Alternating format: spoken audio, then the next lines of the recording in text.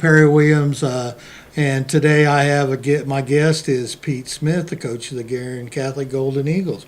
Welcome, Coach. Happy New Year, Perry. Happy New Year to you. Jim, Happy New Year. It's great to be here, and we're a little over halfway into your season here, riding right along 8-5 overall. Got 10 more games left, so.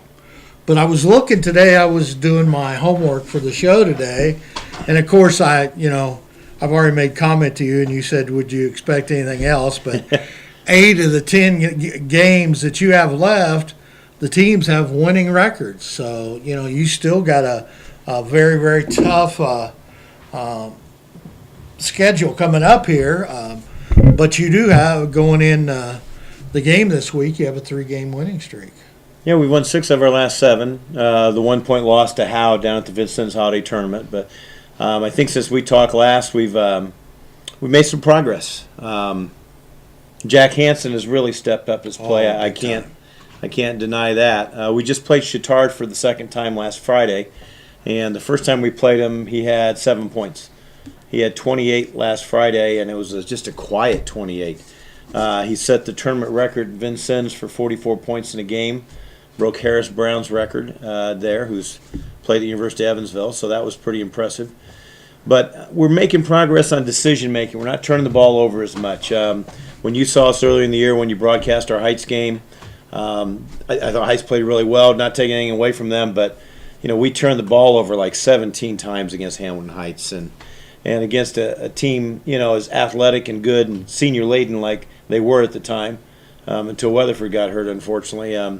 You don't have a chance of beating teams like that. We committed 18 turnovers against Lawrence North. Somehow we won against Muncie Central, committing 17 turnovers. So our numbers are starting to go down now. We've had a couple single-digit games in turnovers, which is always a goal.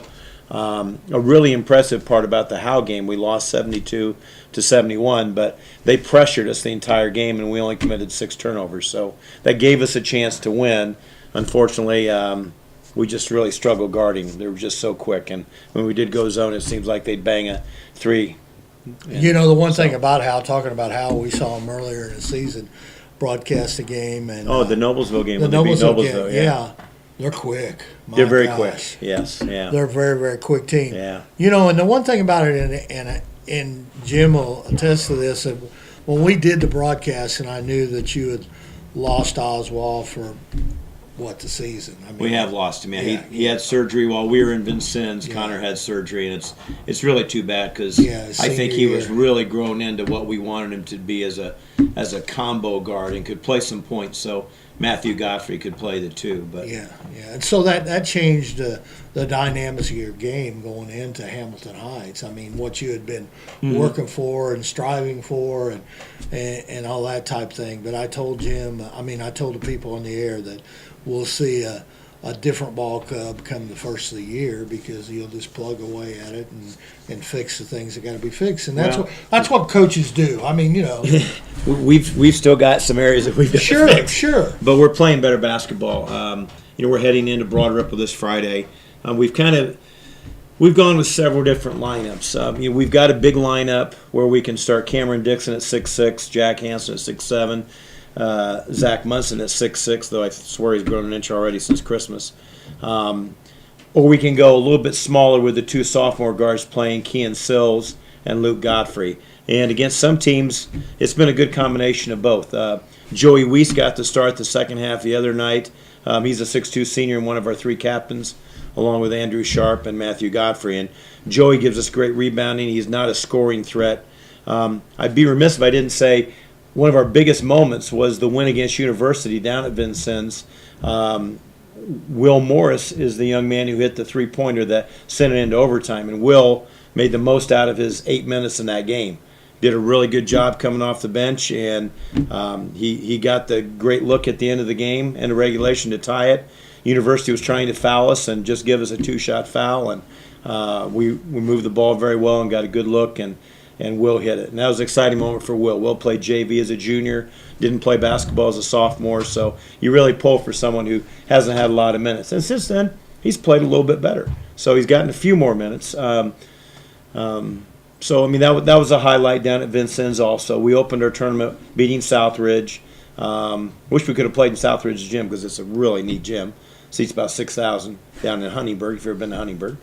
Been there. It's a suburb of Holland, or Holland's a suburb. But And then coming back from the tournament, the Vincennes tournament, we had the weekend last weekend where we got Chittard. And then we had one heck of a game against Lures. I don't know what's been out there, but Jack Hansen banked in a 25-footer, about 24 feet, he says, to tie the game. And then in overtime, he had about a 15-footer with 9 seconds to go.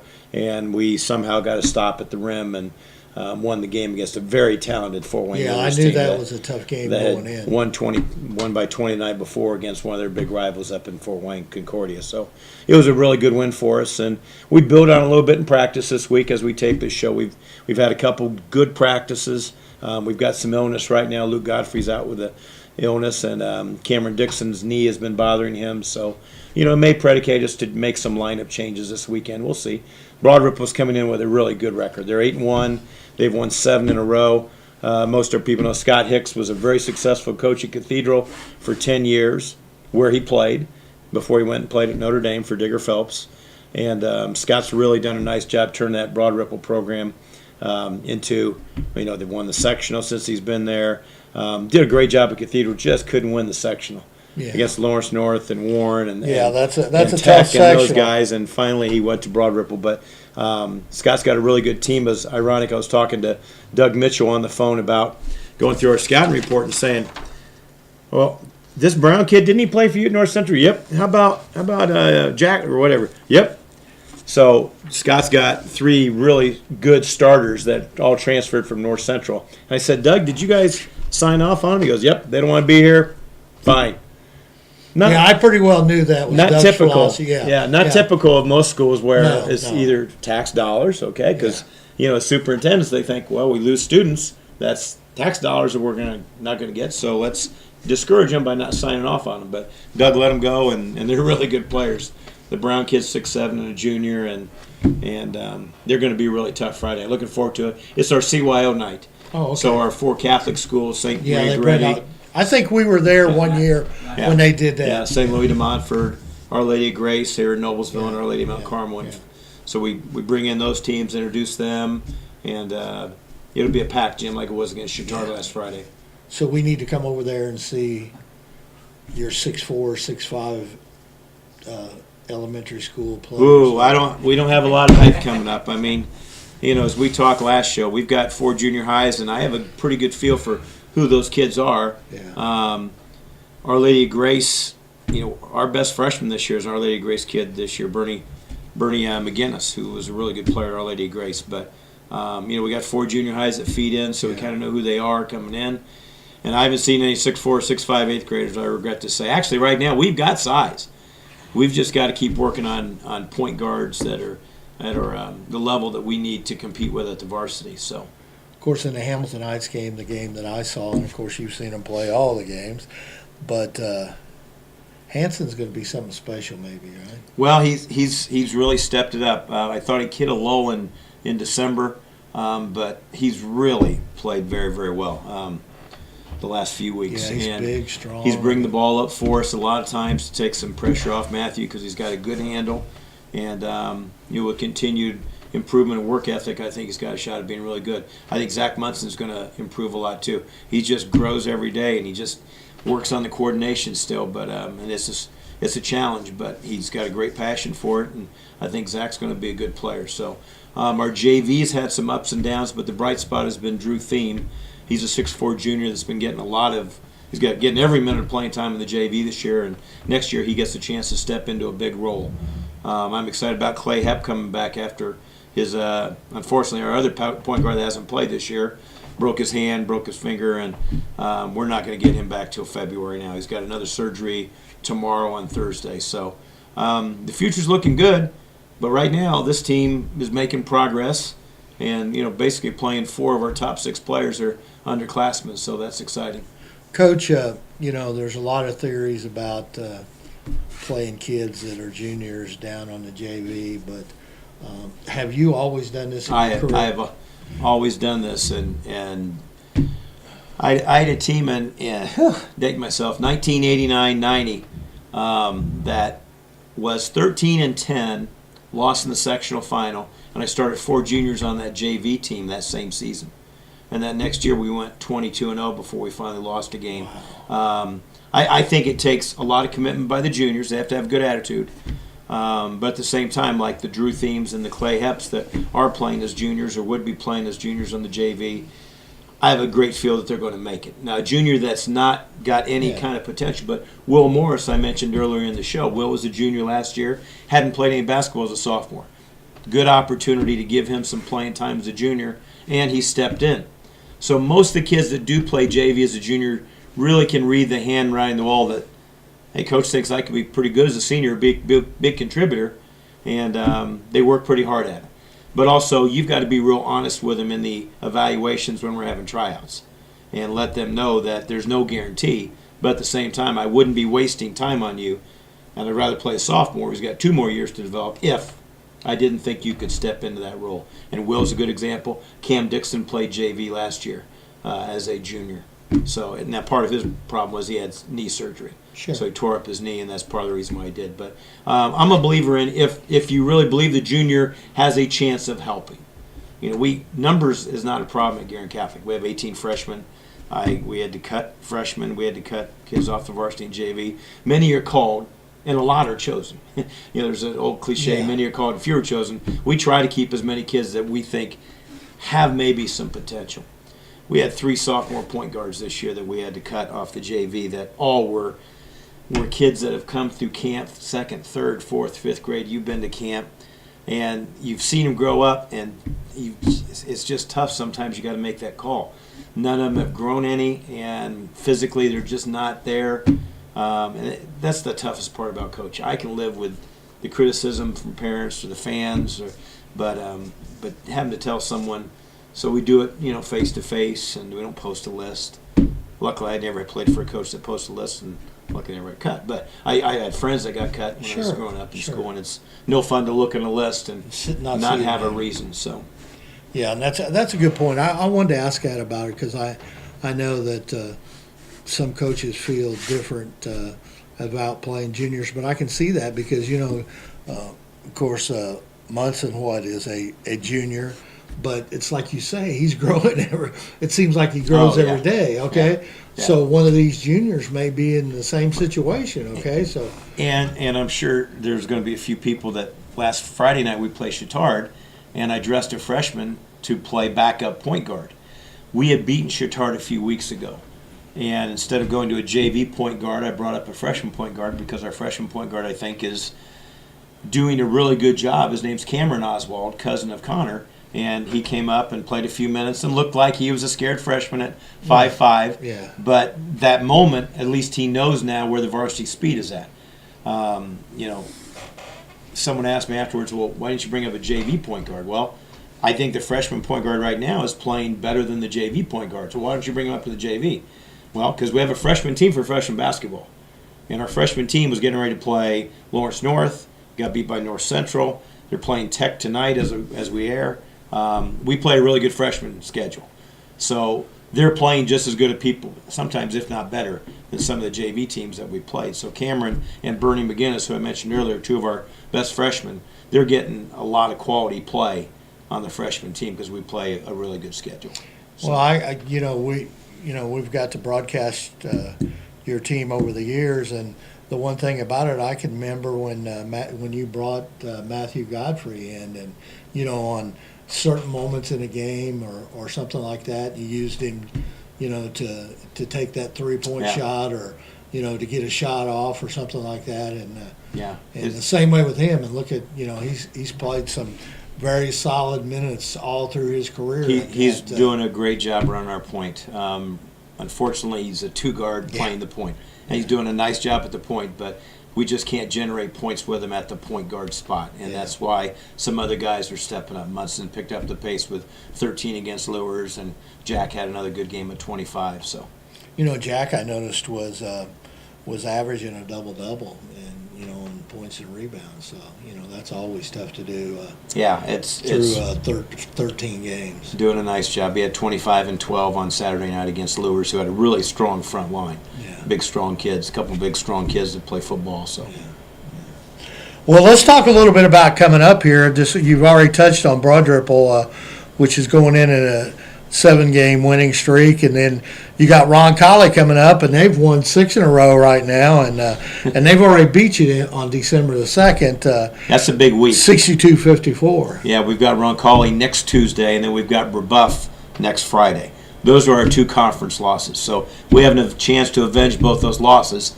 Ron Colley's lost 2 games, and I think they're 9-2. Maybe you probably got it written down, but they've been playing well. Yeah, they're 9-2. They play in the county tournament tonight. They won last night. When I say the county tournament, the Marion County tournament. Yeah. So, and then Brebeuf lost last night to Ben Davis. I think that's their only 2 losses. They lost to Ben Davis twice. Not as close last night, but they got into a big hole. And they were fighting themselves the whole game and never could get back into it. So, big conference games coming up. We're 2-2 in the league. So we'll get generated for that. And then we've got Central Catholic the next week, which we play for the Bishop's Cup against them, since we're the 2 high schools in the Lafayette Diocese. So that's always a huge game for us. We have to go over there this year and play them at CC. And then we conclude the month with Cecina on that Tuesday the 31st. So we've got a lot of great games coming up. Cecina really came out of the gates really fast this year. And of late, it seems like they've simmered down a little bit. Ritter got them the other night. So a big month of January. Hopefully we'll get to talk in February and we can talk about absolutely. those games. But the one thing about it, you open up February, you open up playing Lapel and Jimmy Howe, so that's no easy task. No. He's a wily veteran. You know what even makes it harder was I have to coach barefooted. Okay. That's their Samaritan's Feet game. That's Once right. a year, coaching staff coaches 1 game for awareness for kids that don't have shoes, and we raise a lot, and then we send shoes over to overseas for Samaritan's Feet. So I don't know if Jimmy will do it. Some years coaches have been gracious enough to do it with us. Some have just brought shoes, things like that, but it's tough on your feet. I mean, it really makes you appreciate these kids that don't have shoes and people that live in those countries. And I'm on a basketball floor that's halfway, not always, but halfway clean. Yeah. I can't imagine they're walking on stones and stuff all the time. So it's a great cause, and we've got some great things coming up at all these games. From CYO night coming up, we've got Champions Together night against Brebeuf, which is the IHSA's new program the last couple years for Special Olympic athletes at school districts. Noblesville's always got an active team, and Matthew Godfrey and Riley Harrington are 2 people that spearhead that at our school. So that's an exciting night coming up, and just a lot of things going up with our games. It seems like every game there's got some kind of promotion. Yeah, there's a lot of great things going on in the schools, and like you said, we broadcast the Noblesville game about a week or so ago that they had that type of game. Right. The kids were playing, and it's very exciting, and the crowd really gets into it, and it's amazing what some of those kids can do. And disappointing last Saturday night, but disappointing at Noblesville. They recognized the 10, 25, and 50-year teams. And I was the coach at Noblesville for that 25-year team, and I didn't get a chance to go back. But those seniors, a real big shout-out. I know Tom Browning made it to the game. Aaron Monk was unable to. George Batalis was my 3rd senior. George lives in Tampa, Florida now. Big Bob Farrell was my 4th senior, Big Bobby. And then my 5th senior was Bill Stern, and he lives down in Texas. So those are my 5 seniors, and Jeff Lay was my manager that year. But 25 years ago, it was my first team at Noblesville. Right? You were just a kid. I had an afro and a mustache back then. I wouldn't say I was a kid, but a great group of Noblesville Millers my first year I coached. Yeah. That was my senior group my first year. So sounds like fun. it was. I was disappointed, unfortunately, that we played the same night. So all because actually of wrestling. Yeah. We had a wrestling tournament, and we were supposed to play lures in the afternoon. Already had it figured out, and we could go to the Noblesville game at night. Right. But the wrestling tournament took too long, so we had to move the game to evening, traditional evening. But when we play lures, it's a big game for the that's a big game for the parochial system. A lot of people in Fort Wayne are down here that are relocated transit, so just couldn't get to Noblesville that night. But Well, Coach, we definitely want you back in February. You just let me know when you got a good date open, and we'll work the schedule out. And I appreciate you coming in here today. Time flew by. Jim, you sure you didn't speed that up or something? Because I even was delayed in starting it too. really, well, I appreciate Coach, and it's always a pleasure to have you here. And I wish you the best of luck the rest of the year. Thank you. Thanks, Thank Barry. you. Appreciate it.